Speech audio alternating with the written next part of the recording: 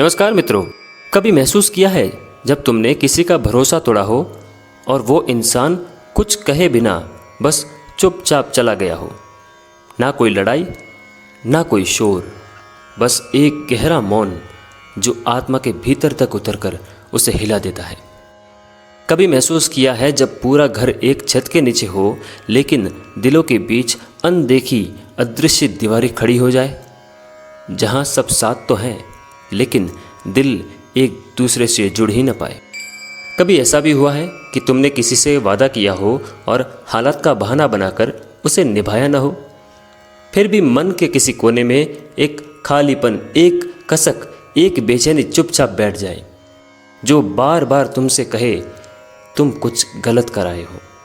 वो जो आवाज़ थी वो बाहर से नहीं आई, जिसे किसी और ने नहीं कहा, वो तुम्हारे भीतर से आई थी। वो तुम्हारे धर्म की चेतावनी थी, तुम्हारे अपने कर्तव्य की पुकार थी। और वही आवाज़, वही तो है आर्य माँ। हाँ मित्रों, आर्य माँ कोई दूर बैठे देवता नहीं, बल्कि हमारी आत्मा की वो रोशनी है जो हर वचन के पीछे खड़ी होती है, हर संबंध के नीचे आधार बनती है, हर अनुबंध को धर्म, सत्य और कर्म के तराजू पर तोलती है। मित्रों, हमारे सनातन धर्म में जिन 33 कोटि देवी देवताओं का वर्णन है उनमें प्रमुख है 12 आदित्य, 11 रुद्र, 8 वसु और 2 अश्विनी कुमार। इन्हें मिलाकर होते हैं 33 कोटि देवता, यानी 33 प्रकार के दिव्य शक्ति स्वरूप, जिनका कार्य ब्रह्मांड की रचना, संचालन और पालन में है। और इन्हीं 33 शक्तियों में से आज हम जिनकी चर्चा कर रहे हैं वो है 12 आदित्य। 12 आदित्य सूर्य के विभिन्न रूप जो समय, जीवन, ऋतु, ऊर्जा, मर्यादा और धर्म के अलग अलग आयामों का प्रतीक है। जैसे हमने पिछले भाग में सूर्य स्वरूप विवस्वान की चर्चा की, वैसे ही आज हम बात करेंगे दूसरे आदित्य आर्यमा की। और जैसे विवस्वान जीवन का आधार है, वैसे ही आर्यमा जीवन के रिश्तों, वचनों और आत्मा की गरिमा के रक्षक है। मित्रों, आर्यमा सिर्फ देवताओं के बीच वचन निभाने की व्यवस्था नहीं करते, बल्कि वे हर रिश्ते, हर संधि और हर कर्तव्य में छिपे धर्म के संरक्षक है। वो हमारे पूर्वजों के प्रतिनिधि भी है। पितृपक्ष के दौरान जब हम पिंडदान या श्राद्ध करते हैं तो उन्हीं आर्यमा को साक्षी मानकर अपने पितरों की आत्मा की तृप्ति के लिए प्रार्थना करते हैं। इसलिए आर्यमा को पितरों के देवता कहा गया है। वो जो आकाश गंगा के मार्गदर्शक है, जहाँ पितृलोक की ओर बढ़ती आत्माएं जिनकी राहें समय में खो जाती है, उन्हें आर्यमा सद्गति की दिशा में ले जाते हैं। शास्त्रों के अनुसार आर्यमा पितृलोक के अधिपति है। वो हमें अपने पूर्वजों के प्रति श्रद्धा, कृतज्ञता और कर्तव्य की याद दिलाते हैं। जब हम श्राद्ध, तर्पण या पितृ पूजन करते हैं, तब आर्यमा की कृपा से ही वह स्वीकार होता है। और मित्रों, आर्यमा केवल पितरों की मुक्ति के देव नहीं है, वो है मित्रता, सद्भाव और सामाजिक सम्मान के संरक्षक। मित्रों, आप सोच रहे होंगे आर्यमा को देवताओं के बीच नियम निभाने वाला क्यों कहा जाता है? क्या देवताओं को भी नियम की ज़रूरत होती है? तो सुनिए, जैसे हमारे परिवार में एक बुजुर्ग होते हैं जो घर के हर सदस्य को जोड़ कर रखते हैं, जो रिश्तों में संतुलन बनाए रखते हैं, जो कहते हैं या जो कहा है वो निभाना है, वैसे ही आर्यमा देवताओं के बीच उसी मर्यादा और अनुशासन के देवता हैं। मित्रों, स्वर्गलोक में भी देवता एक दूसरे से वचन लेते हैं, कुछ नियम और कर्तव्य निभाते हैं, क्योंकि जहाँ सामूहिक व्यवस्था होती है वहाँ अनुशासन और मर्यादा जरूरी होती है। और वहाँ आर्यमा उपस्थित होते हैं जो ये सुनिश्चित करते हैं कि हर देवता अपने कर्तव्यों, वचनों और अनुबंधों को निभाए। ठीक उसी प्रकार जब परिवार में आपसी प्रेम हो, जब समाज में एकता हो, जब दो लोगों के बीच सम्मान हो, वहाँ आर्यमा की कृपा होती है।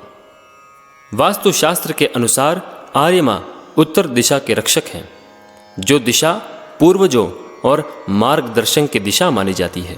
और जब हम सूर्य की पहली किरण को नमन करते हैं तो जानिए उसमें भी आर्यमा की सौम्यता और अनुशासन समाया होता है। मित्रों, कभी सोचा है जब दो राष्ट्रों के बीच समझौता होता है, जब दो परिवारों में विश्वास की डोर बंधती है, जब वचन दिया जाता है और निभाया जाता है, तो उसके पीछे कौन सी शक्ति खड़ी होती है? वो शक्ति है आर्यमा, रिश्तों और वचनों की देव शक्ति। लेकिन आर्यमा की भूमिका केवल ये तीनों तक सीमित नहीं है। वो हर उस समय, वो हर उस जगह उपस्थित है जहाँ सम्मान, नियम और अनुबंध का पालन होता है। आइए इसे और गहराई से समझते हैं। जब दो देश आपस में समझौता करते हैं, शांति का संकल्प लेते हैं, कोई संधि करते हैं, तो केवल दस्तखत नहीं होता, बल्कि आर्यमा उस वचन का साक्षी होते हैं। जो नेता अपने राष्ट्र के प्रति सच्चा है, जो जनता से किया वादा निभाता है, वो आर्यमा की कृपा का पात्र बनता है। जब घर का कोई बड़ा अपने अनुभव से छोटे को दिशा देता है, या जब बहन भाई आपस में विश्वास रखते हैं, जब पति पत्नी साथ वचन निभाते हैं, हर रिश्ता जहाँ सम्मान और जिम्मेदारी जुड़ी हो, वहाँ आर्यमा उपस्थित होते हैं। शास्त्रों में आर्यमा को विवाह संस्कार का साक्षी देव कहा गया है। जब अग्नि के साथ फेरे लिए जाते हैं, तब अग्निदेव के साथ आर्यमा भी उस पवित्र बंधन के नियामक होते हैं। इसलिए पारिवारिक जीवन में सामंजस्य बनाना हो तो आर्यमा को हृदय से स्वीकारना जरूरी है। चाहे किसी छात्र ने गुरु से कुछ सीखा हो, किसी व्यापारी ने ग्राहक से कुछ वादा किया हो, या दो मित्रों ने एक दूसरे से कोई भरोसा जताया हो, हर उस सत्य वचन का रक्षक आर्यमा है। अगर कोई वचन भंग करता है, अगर कोई रिश्ते में छल करता है, तो आर्यमा के नियम उसे कर्म फल की ओर खींचते हैं।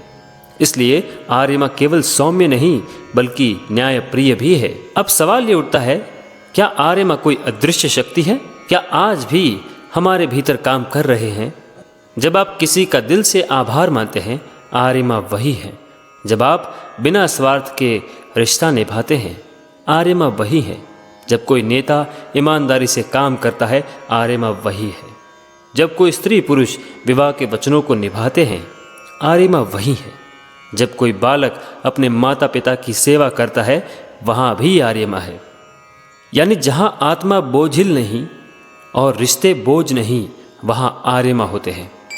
ऋग्वेद में आर्यमा को कई बार मित्र, वरुण और सूर्य जैसे देवताओं के साथ वर्णित किया गया है, क्योंकि ये सभी मिलकर धर्म, रीत और न्याय की रक्षा करते हैं। लेकिन हर एक देवता की भूमिका विशिष्ट है। जहाँ मित्र मैत्री के रक्षक हैं, वरुण न्याय और जल के स्वामी हैं, वही आर्यमा आदित्य गण में अपनी विशेष भूमिका के लिए जाने जाते हैं, धर्म, वचन और मर्यादा के रक्षक के रूप में। वो कहते हैं, जो व्यक्ति जीवन में अपने रिश्तों की मर्यादा रखता है, वही आर्यमा की कृपा का अधिकारी बनता है।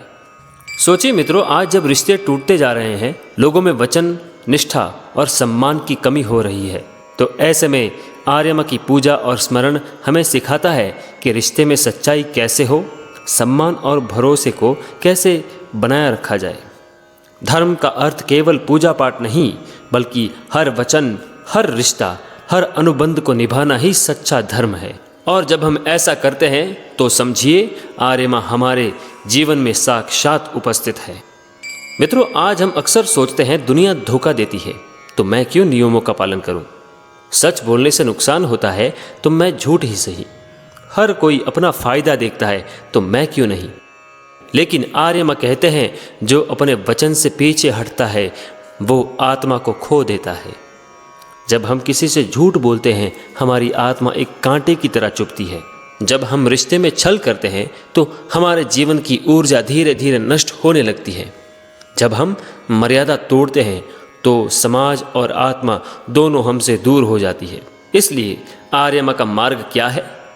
वचन दो तो निभाओ, चाहे कितनी भी कठिनाई हो। कभी झूठ बोलने को आसान मत समझो, वो आत्मा को कमजोर करता है, क्योंकि झूठा वादा केवल शब्द नहीं तोड़ता, वो आत्मा को भी दुखी करता है। हर रिश्ते को एक अनुबंध मानो, जहाँ ईमानदारी ही सबसे बड़ा धर्म है। अपने पितरों को याद करो, उनके कर्मों से प्रेरणा लो, क्योंकि जो अपने मूल को भूले, वो जीवन में स्थिरता नहीं पा सकता। जब आप किसी से मित्रता करो, तो उसमें सच्चाई और आदर रखो, तभी वो आर्यमा की कृपा से टिकेगी।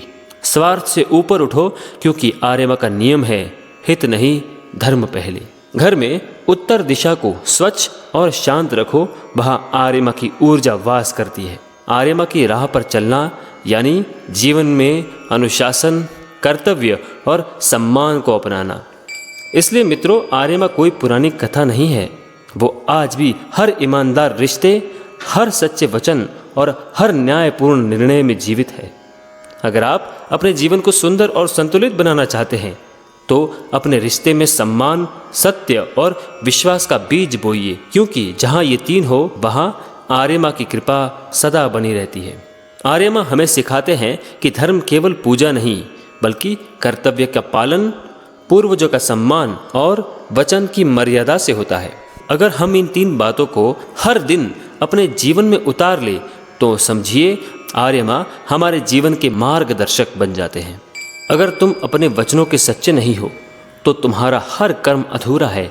अगर तुमने किसी से विश्वास तोड़ा तो तुमने खुद से भी रिश्ता तोड़ लिया, क्योंकि आर्यमा से दूर हुआ इंसान कभी चैन की नींद नहीं सो सकता। मित्रों, हमारा प्रयास केवल देवताओं की कथा सुनाना नहीं है।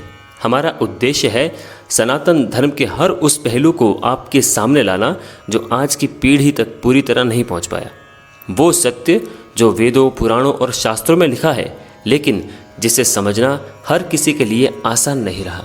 इसलिए हमने आरंभ की है ये श्रृंखला 33 कोटि देवी देवताओं की, जिसमें हम बात कर रहे हैं 12 आदित्यों की जो समय, ऋतु और मर्यादा के प्रतीक हैं, 11 रुद्रों की जो चेतना और तप के प्रतीक हैं, 8 वसुओं की जो प्रकृति और तत्वों की आधारशिला है, और 2 अश्विनी कुमारों की जो आरोग्य और सौंदर्य के देव हैं। अगर आप भी जानना चाहते हैं अपने धर्म की असली जड़ें, अगर आप भी समझना चाहते हैं कि 33 कोटि देवी देवता कौन है, तो यह यात्रा आपके लिए है। इस यात्रा में हमारे साथ जुड़िए, सत्य और कर्म के साथ। यहाँ हर वीडियो आपको धर्म का गहराई से ज्ञान देगा, बिना किसी काल्पनिकता के, बिना किसी अतिशयोक्ति के, सिर्फ सत्य और शास्त्र के आधार पर। यदि आपको यह प्रयास उपयोगी, भावनात्मक और जीवन को दिशा देने वाला लगे तो इस चैनल को अभी सब्सक्राइब करें और इस ज्ञान की यात्रा में हमारे साथ चले, क्योंकि सत्य जानना भी एक कर्म है और उसे साझा करना श्रेष्ठ कर्म। मिलते हैं अगले वीडियो में, जहां हम जाएंगे पूषा की ओर। जय श्री कृष्ण।